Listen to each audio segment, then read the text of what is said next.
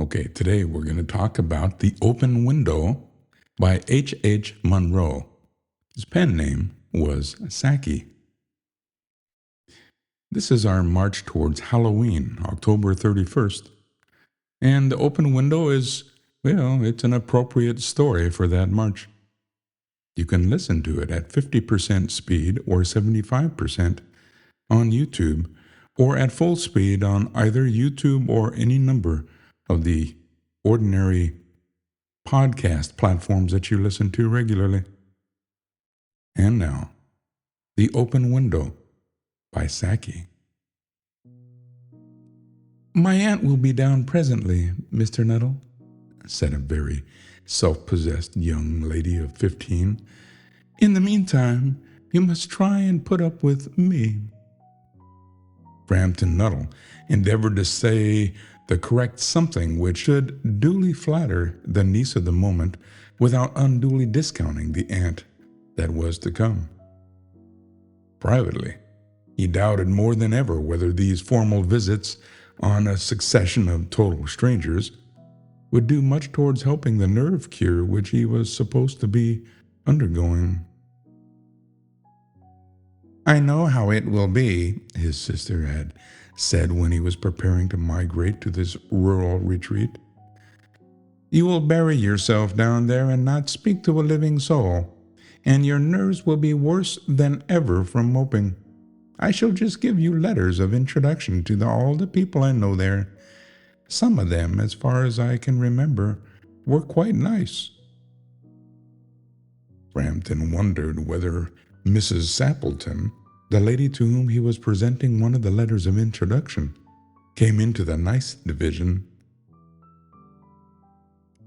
"Do you know many people around here?" asked the niece, when she judged that they had sufficient silent communion. "My sister was staying here at the rectory, some 4 years ago, and she gave me letters of introduction to some of the people here." He made the last statement in a tone of distinct regret. "Then you know practically nothing about my aunt?" pursued the self-possessed young lady. Only her name and address admitted the caller. He was wondering whether Mrs. Sappleton was in the married or widowed state. An undefinable something about the room seemed to suggest masculine habitation. "Her great tragedy happened just 3 years ago," said the child. "That would be since your sister's time." "Her tragedy?" asked Framton. Somehow in this restful country spot, tragedies seemed out of place. "You may wonder why we keep that window wide open on an October afternoon," said the niece, indicating a large French window that opened onto a lawn. "It is quite warm for the time of year," said Framton. "But has the window got anything to do with the tragedy?" "Out through that window 3 years ago to a day, her husband and her 2 young brothers went off for their day's shooting. They never came back. In crossing the moor to their favorite snipe shooting ground, they were all 3 engulfed in a treacherous piece of bog. It had been dreadful that wet summer, and places that were safe in other years gave way suddenly without warning. Their bodies were never recovered. That was the dreadful part of it." Here the child's voice lost its self-possessed note and became falteringly human. "Poor aunt always thinks that they will come back someday. They and the little brown spaniel that was lost with them, and walk in that window just as they used to. That is why the window is kept open every evening till it is quite dusk. Poor dear aunt. She has often told me how they went out, her husband with his white waterproof coat over his arm, and Ronnie, her youngest brother, singing, 'Birdie, Why do you bound? As he always did to tease her, because she said it got on her nerves. You know, sometimes on still, quiet evenings like this, I almost get a creepy feeling that they will walk in through that window. She broke off with a little shudder. It was a relief to Framton when the aunt bustled into the room with a whirl of apologies for being late in making her appearance. I hope Vera has been amusing you, she said. She's been very interesting, said Framton. I hope you don't mind the open window, said Mrs. Sappleton briskly. My husband and brothers will be home directly from shooting, and they always come in this way. They've been out for snipe in the marshes today, so they'll make a fine mess over my poor carpets. So like you menfolk, isn't it? She rattled on cheerfully about the shooting, and the scarcity of birds and the prospects for duck in winter. To Framton, it was all purely horrible. He made a desperate, but only partially successful effort to turn the talk onto a less ghastly topic. He was conscious that his hostess was giving him only a fragment of her attention, and her eyes were constantly straying past him to the open window and the lawn beyond. It was certainly an unfortunate coincidence that he should have paid his visit on this tragic anniversary.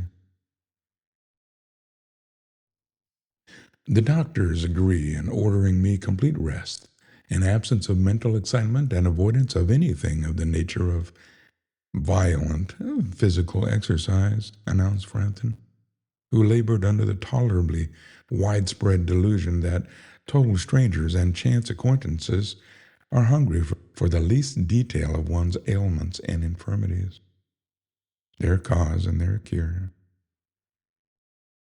On the matter of diet, they are not so much in agreement, he continued. No, said Miss Sappleton in a voice which only replaced a yawn at the last moment. Then she suddenly brightened it into alert attention, but not to what Framton was saying. Here they are at last, she cried, just in time for tea.